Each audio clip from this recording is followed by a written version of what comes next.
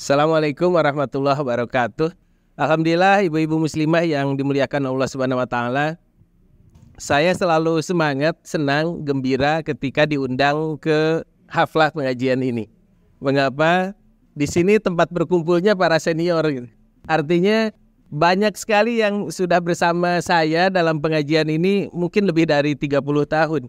Artinya kita terus belajar bareng-bareng soal diri saya, kekurangan saya, keburukan saya, ibu-ibu juga tahu. Tapi tetap saja kita belajar. Mengapa? Karena mengaji ini bukan karena kita sudah menjadi yang terbaik. Ngaji ini sama-sama memperbaiki diri. Sama-sama bercermin dari apa yang kita pelajari.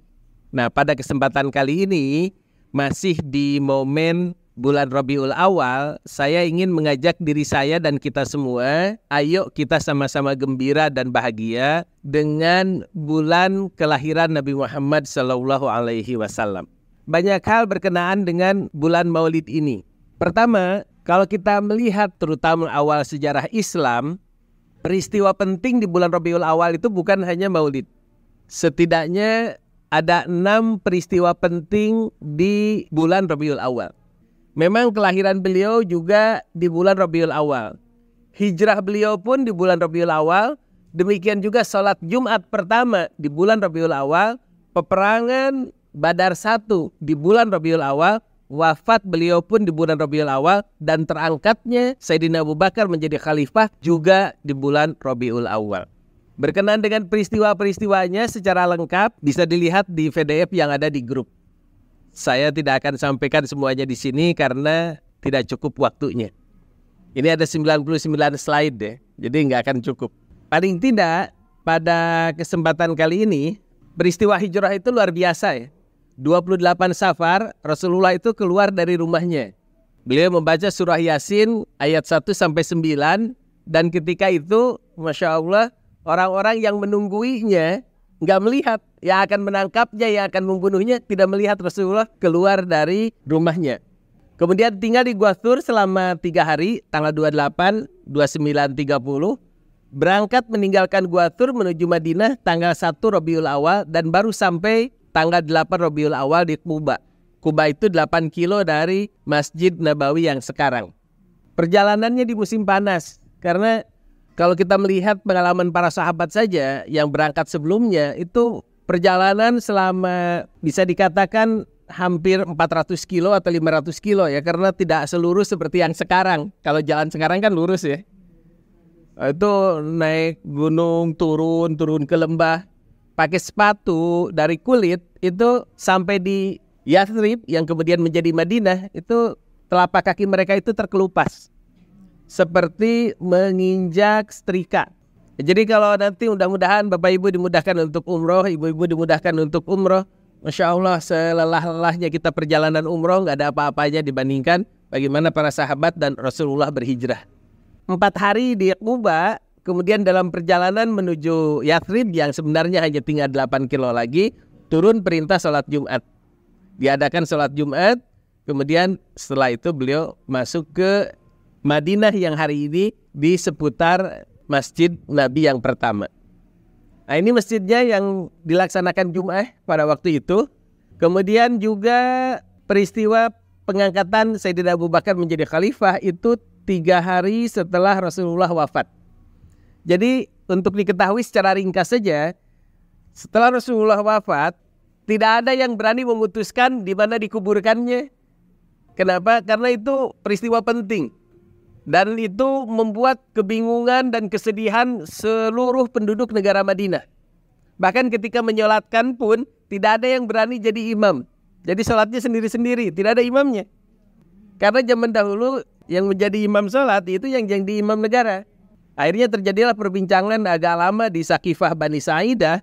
Sampai baru akhirnya diputuskan malam Rabu, maka Sayyidina Abu Bakar yang memutuskan dikuburkannya di tempat di mana beliau meninggal. Ya, yang sekarang di dalam Masjid Nabawi. Kalau dulu di samping Masjid Nabawi itu. Bulan Rabiul Awal menjadi bulan yang penting bagi kita mempelajari sejarah Nabi. Termasuk pembacaan misalnya berjanji, sebenarnya menjelaskan tentang kehidupan Rasulullah SAW. Nah, peringatan Maulid itu tidak terjadi di 3 kurun pertama pada masa awal Islam. Tidak terjadi pada masa Rasulullah, tidak terjadi pada para sahabat, tidak terjadi juga pada tabi'in, muridnya sahabat. Mengapa? Pada saat itu belum perlu. Zaman Nabi ya lagi berjuang. Zaman sahabat mereka ikut dengan Nabi berjuang. Zaman tabi'in, tabi'ut tabi'in, mereka masih mendapatkan kabar dari ayah dan kakeknya. Di rumah masing-masing diceritakan itu. Tapi setelah lama berselang, orang sudah jarang tahu lagi cerita tentang sejarah Nabi. Yang mereka rasakan kemerdekaan di dalam kehalifahan Islam yang begitu besar, yang begitu berjaya. Nah, mereka lupa bahwa hasil, kalau istilah nikmat kemerdekaan, kalau bahasa sekarang, itu diraih dengan jerih payah para pejuang awal. Maka harus diceritakan kembali. Nah, itulah ada sejarah diadakannya Maulid. Yang jelas kalau kita melihat sejarah perjuangan Nabi, itu sebenarnya hidup kita akan menjadi ringan. Kenapa? Seberat-beratnya hidup kita itu tidak seberat apa yang dialami oleh Rasulullah SAW. Dilahirkan dalam keadaan ayahnya sudah meninggal, yatim. Kemudian di usia 4 tahun, ini kita bahas secara ringkas saja, terjadi pembelahan pada dada Nabi. Yang melakukan pembelahan itu malaikat, dan itu menggemparkan desa di mana beliau diasuh. Ya, di Bani Sa'idah itu. Mengapa? Teman-temannya lihat ada makhluk cahaya turun kemudian membelah dadanya, mengeluarkan jantungnya. Nah, ketika mereka pulang lapor ke orang tuanya masing-masing, datang lagi ke situ, beliau sudah duduk dan senyum-senyum saja. Tapi ada tanda garis bekas dadanya dibelah.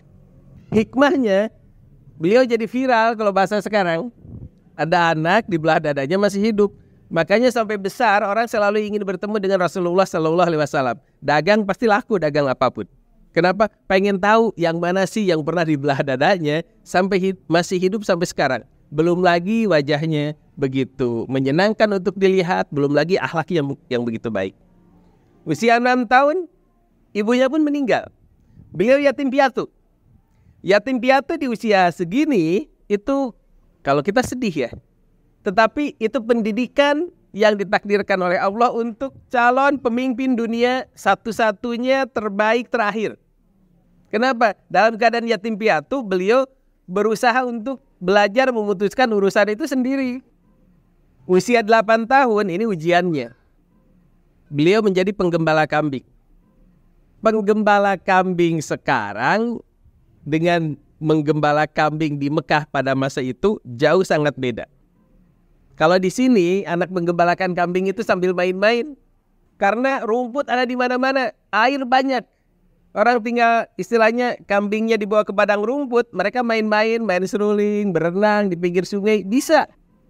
Tapi bayangkan ketika Rasulullah di usia 7 bahkan 8 tahun menggembalakan kambing seperti apa? Coba lihat di Saudi itu. Ada rumput di sini sedikit, nanti jauh baru ada rumput lagi. Udah begitu jauh lagi ada rumput lagi. Anak kecil 7-8 tahun itu sudah mikir, ini kambing saya sekarang di sini, nanti di mana ya? Nggak sempat main-main. Dilihat di mana. Yang kedua, oh kelihatan di sebelah sana. Ketika membawa kambing bergerak, kambing saya kuat enggak? Nah itu kan diperhitungkan. Yang nggak ada air juga kan? Kalau mati kehausan, sedangkan itu bukan miliknya, milik penduduk Mekah yang beliau hanya dibayar dengan beberapa keping uang saja. Sudah begitu dalam perjalanan ada kemungkinan disergap serigala. Karena di mana ada kambing, di situ serigala mengintai. Seorang anak 8 tahun terancam juga nyawanya. Jadi beliau harus berpikir bagaimana membawanya ke sana dalam keadaan aman. Tentu saja beliau pun punya keberanian. Beliau pun punya keterampilan bela diri begitu. Sudah sampai di tempat yang baru, beliau memikirkan cuacanya seperti apa, pulangnya bagaimana. Jadi kalau istilah manajemen risiko, istilah manajemen safety, keselamatan itu sudah menjadi kebiasaan beliau sehari-hari. Dipaksa untuk dewasa itu.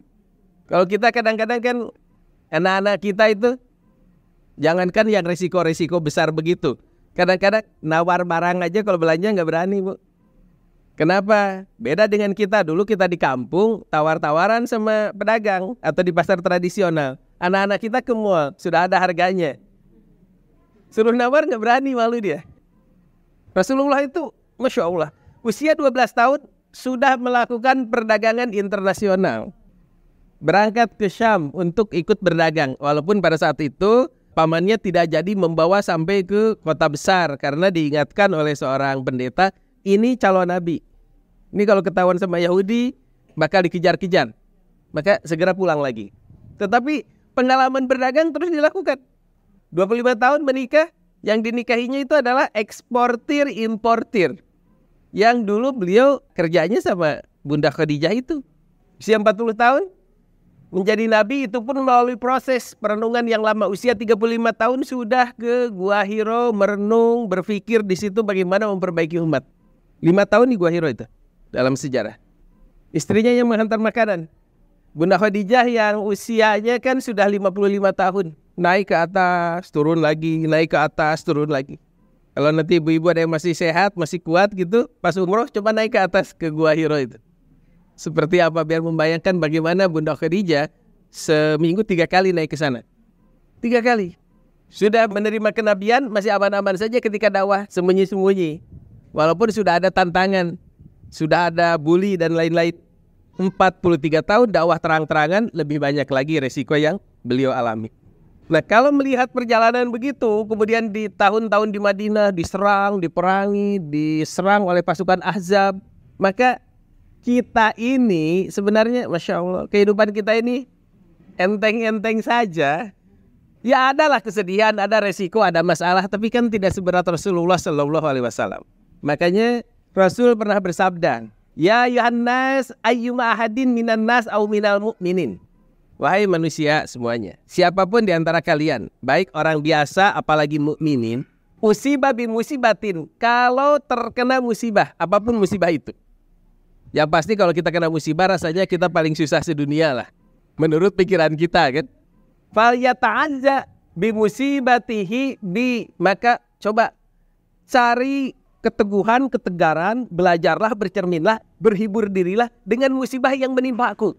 Coba bandingkan musibahmu dengan musibah yang aku alami, kata Nabi. Fal yata'azza bi musibatihi bi anil musibatil lati tusibuhu bi ghairi.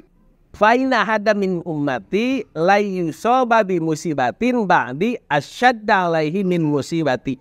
Karena setelahku ini tidak ada seorang pun dari umatku yang akan mengalami musibah lebih berat dari aku. Makanya kalau para penasehat itu, para psikolog muslim, kalau sudah nasehatin orang, sudah dinasehatin ini nggak kena, disanasehati itu nggak kena, tetap aja sedih-sedih. Seringkali udah banyak-banyak sholawat saja. Kemudian bayangkan Nabi Muhammad Sallallahu Alaihi Wasallam, bandingkan seberapa berat sih musibah yang kau alami dengan musibah yang dialami Rasulullah Sallallahu Alaihi Wasallam. Kalau kita masih ada keimanan, nggak akan kita bilang, oh musibah saya lebih berat daripada musibah yang menimpa Nabi. Nggak akan.